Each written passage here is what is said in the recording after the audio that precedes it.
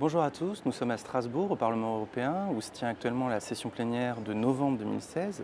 Je suis avec Isabelle Thomas, députée européenne et vice-présidente du groupe des socialistes et démocrates. Isabelle Thomas, bonjour. Bonjour. Vous avez participé aux négociations pour le budget 2017 de l'Union, qui ont abouti la semaine dernière à un accord, qui ont abouti, je crois, dans la matinée de jeudi, à 4 heures du matin, après des négociations qui ont l'air d'avoir été assez intenses. Est-ce que vous pouvez nous dire un mot sur l'accord qui a été obtenu et surtout, vient-il répondre aux urgences européennes ? D'abord, la partie n'est pas terminée. Nous avons une partie en deux rounds. Le premier round, effectivement, c'était les négociations sur le budget, mais nous aurons une deuxième partie, nous allons avoir, dès la semaine prochaine, je l'espère, une deuxième partie sur la révision du cadre financier pluriannuel, c'est-à-dire sur la manière de trouver de l'argent. Bon, ce qui n'est pas négligeable quand on veut modifier un budget. Donc la première partie, c'est effectivement un très bon résultat, même si il a été le fruit d'une négociation assez âpre et assez longue.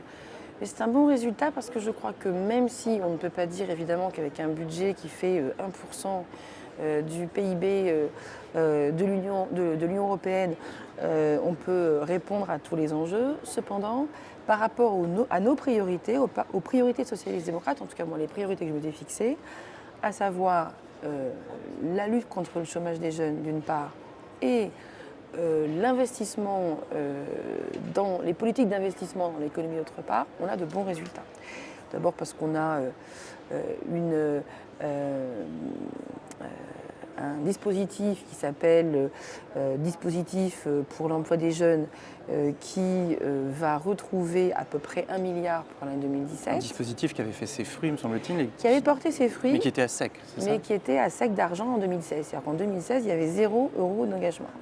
Donc il fallait le faire repartir parce que le bilan sur ce dispositif pour l'emploi des jeunes était un très bon bilan, donc, mais qui n'avait plus d'argent. Oui, c'est aberrant quand on a un programme qui fonctionne. Un programme qui fonctionne, qui avait été utile pour plus d'1 million de jeunes en Europe et qui n'avait plus d'argent pour pérenniser le dispositif. Donc il fallait remettre de l'argent sur ce programme. Et puis les politiques d'investissement, donc il y en a que tout le monde connaît, par exemple Erasmus+, ça c'est l'investissement pour la mobilité des étudiants. Pour la mobilité des étudiants, mais il y a aussi COSME pour les PME, il y a aussi Horizon 2020 pour la recherche, il y a aussi, enfin bref, toute une série de programmes qui participent de l'investissement aussi bien humain que pour les PME, que pour les chercheurs, et qui participent de la mise en... faire tourner la machine économique. Ça a été obtenu, donc c'est un très bon résultat. Quel chiffre à peu près vous auriez 500 millions, dont j'ai dit, ça fera 1 milliard en réalité pour la garantie jeunesse, et 200 millions pour les politiques d'investissement, les petites politiques d'investissement dont je viens de parler, mais qui sont des grandes politiques pour 2017. Donc, premier round, bon résultat. En plus, ce qui est nouveau, c'est ce qu'on appelle de l'argent frais et non pas du redéploiement. C'est-à-dire qu'on n'a pas été déshabiller Pierre pour habiller Paul dans cette affaire.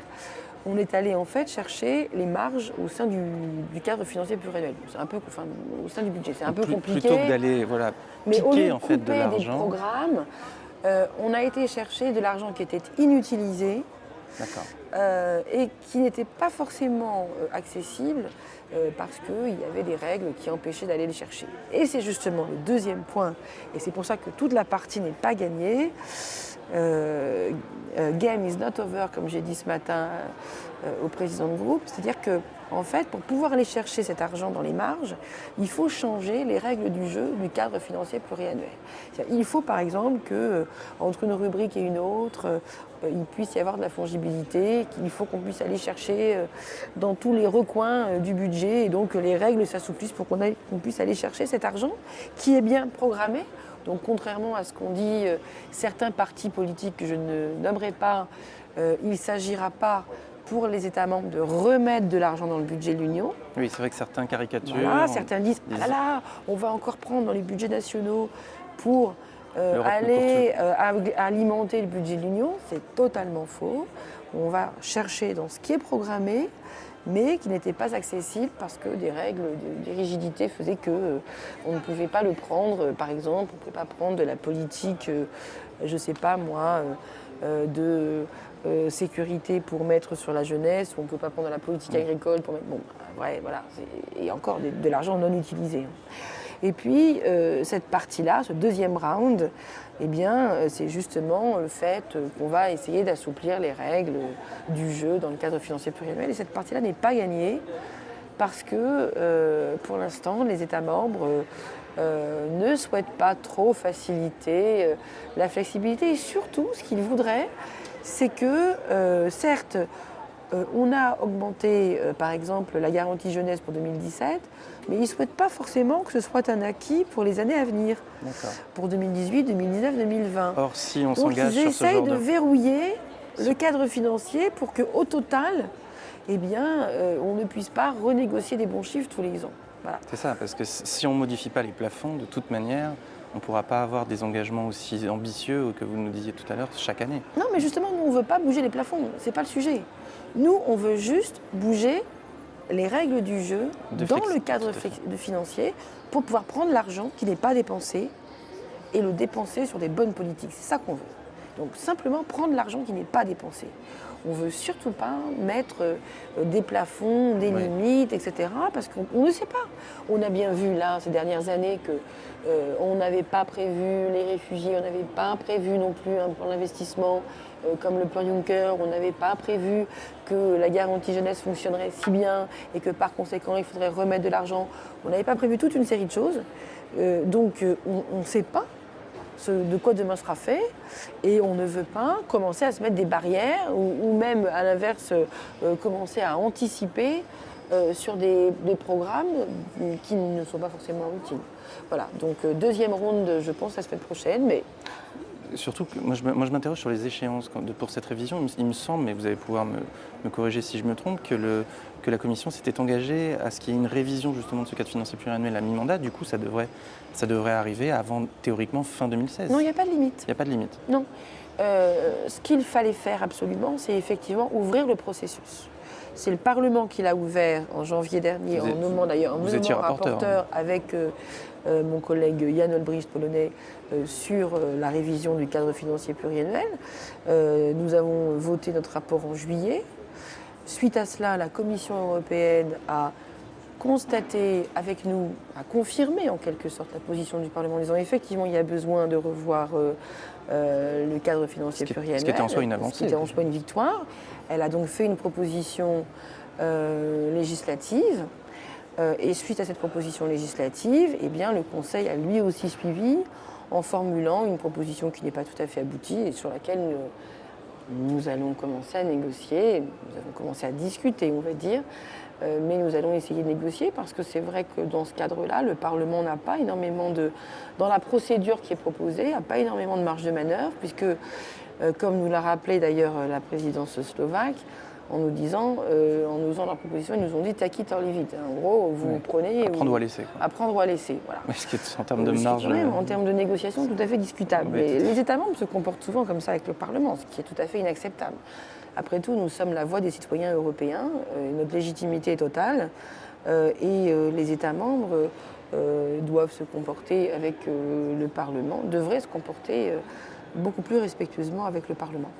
Mais peu importe, il s'agit pour nous de se faire respecter aussi et donc de résister à ces pressions. Et ce qu'on a vu au fil des quelques votes sur lesquels vous avez, du rapport que vous aviez proposé en juillet dont vous parlez ou de la résolution que vous aviez proposée en octobre au vote du Parlement, chaque fois, moi j'ai eu l'impression que les votes étaient quand même très majoritairement favorables à cette révision, ce qui laisse à penser qu'il y a une forme d'unité du Parlement, en tout cas de la part de certains groupes politiques qui poussent quand même pour cette révision.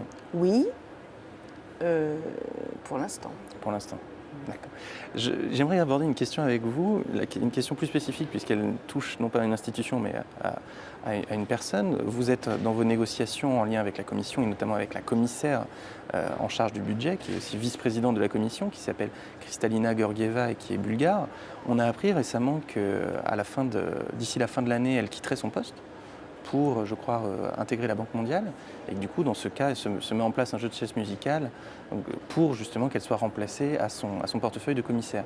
Et il y a un nom qui a été évoqué, qui est le nom d'un commissaire allemand, qui s'appelle Günther Oettinger, dont on se dit qu'il pourrait prendre sa place, la place de Mme Georgieva dans ces négociations. Or, j'ai quand même l'impression que cette personne a pas mal défrayé la chronique ces derniers temps par plusieurs propos un peu scandaleux, la semaine dernière, de soupçons de conflit d'intérêts par un voyage qu'il a fait à titre privé avec un lobbyiste influencé par la Russie. Qu'est-ce que ça vous inspire, ce genre de questions, non pas spécifiquement sur les négociations budgétaires, mais en tout cas plus largement sur les questions on va dire, d'éthique et d'irréprochabilité de la Commission? Non, mais évidemment, la question est éminemment politique et à tous les niveaux. D'abord, il y a, comme vous le dites, un point de vue éthique, c'est-à-dire qu'effectivement, les propos, je dirais, homophobes, racistes, sexistes qui ont été prononcés ne sont pas acceptables dans la bouche d'un commissaire. Deuxièmement, il y a effectivement une affaire qui mérite éclaircissement, mais qui quand même est plus que douteuse dans les accointances avec un lobbyiste de l'industrie nucléaire russe, très proche de Poutine, si j'ai bien compris. Donc là, il y a quand même un deuxième problème éthique. Je crois qu'il faut être très clair. Personnellement, je n'envisage pas que ce commissaire puisse avoir une promotion en devenant vice-président de la commission chargée du budget, qui est quand même un poste très important et très sensible en plus. Donc ça me surprendrait et je mettrai en œuvre tout ce qui est en mon pouvoir pour que ce ne soit pas le cas, notamment après avoir épluché le règlement du Parlement. Normalement, je crois avoir compris les règles du jeu, qu'un commissaire qui change de portefeuille doit se présenter devant la commission parlementaire de son portefeuille, donc en l'occurrence la commission des budgets à laquelle j'appartiens, et au-delà de l'audition et des questions qu'on peut lui poser, il doit être soumis à un vote d'approbation du Parlement. C'est ma lecture et j'essaierai de la défendre en tout état de cause. S'il s'avérait qu'il y a un passage en force de la part de la Commission sur ce commissaire, le risque serait que les relations entre la Commission et le Parlement se tendent. Et je pense que c'est de l'intérêt de personne. Donc je pense qu'il va falloir, je ne sais pas encore quelles seront les procédures, mais il va falloir être très ferme et faire en sorte que ça n'arrive pas. Sans compter que ça risquerait de toute façon de rajouter au cas précédent qu'on a pu voir à la Commission de José Manuel Barroso, de Neelie Kroes, de ces derniers mois qui ont amené quand même pas mal de... Oui, sauf que c'était la Commission Barroso. Tout à fait. Je préfère le préciser, ce n'est pas la même commission. C'est le premier cas dans la commission Juncker. Donc il est un cas difficile, il va falloir le régler. Mais je ne voudrais pas que... on met tous les œufs dans le même panier. Oui, que l'on mélange un peu des choses qui ne devraient pas l'être. On dit en français les torchons et les serviettes. Ouais. Bon, on sera attentif pour que cette audition ait bien lieu et que vous puissiez, attentive, en tant que parlementaire, au moins vous exprimer. Absolument. Et on sera déterminés surtout. Voilà. Merci beaucoup Isabelle Thomas pour ce point d'actualité. Bonsoir. Au revoir.